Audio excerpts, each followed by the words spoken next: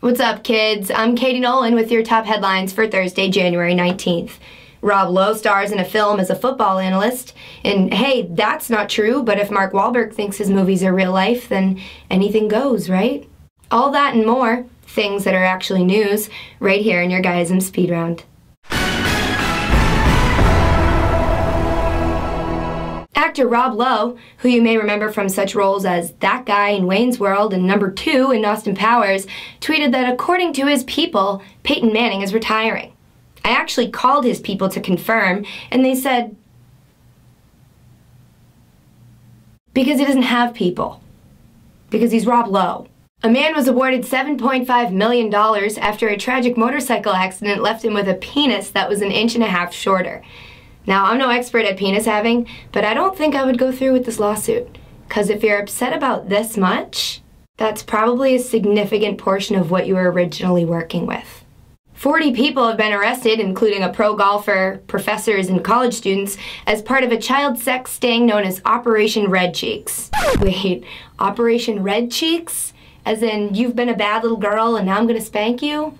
Should we maybe be investigating the guy who named this thing? An Australian snack company has won the right to call their product Nuckin Futs, even though it was originally deemed offensive. Which means I can finally move forward with my line of oven-cooked pistachios called Naked Butts. Get it? Naked Butts. A woman was left with this sweet hickey after being attacked by a zebra during a trip to a Texas drive-thru safari. Well, I hope that now you've finally learned your lesson that some women just shouldn't play with horizontal stripes.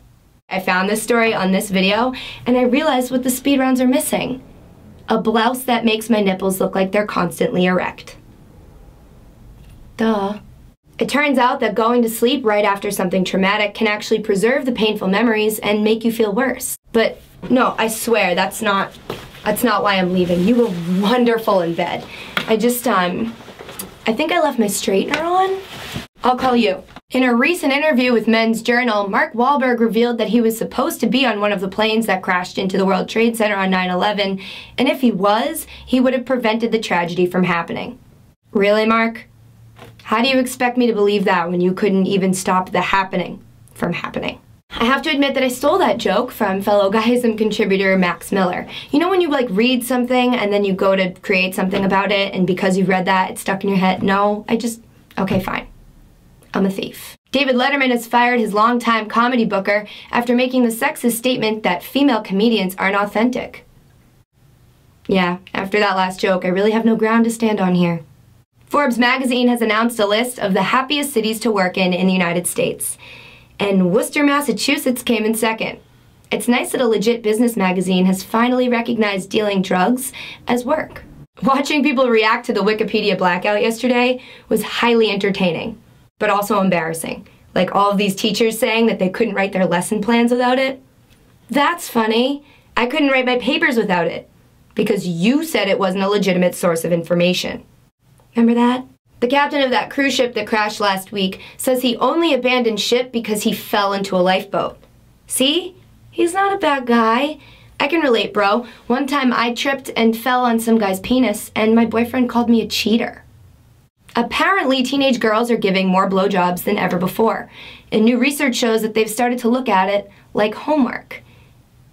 Which I guess means that by the time they get to college, they'll realize it's much easier to just pay someone else to do it. Don't forget, guys, I'm bringing back viewer email tomorrow. Yay! Right now, all I've got is a guy calling me fat and a man very seriously asking for a picture of my tits. I'm not kidding. So, if you have a question that you need answered or something that you want me to talk about, send away. And I guess on that note, I'll see you then with more headlines that you need to know.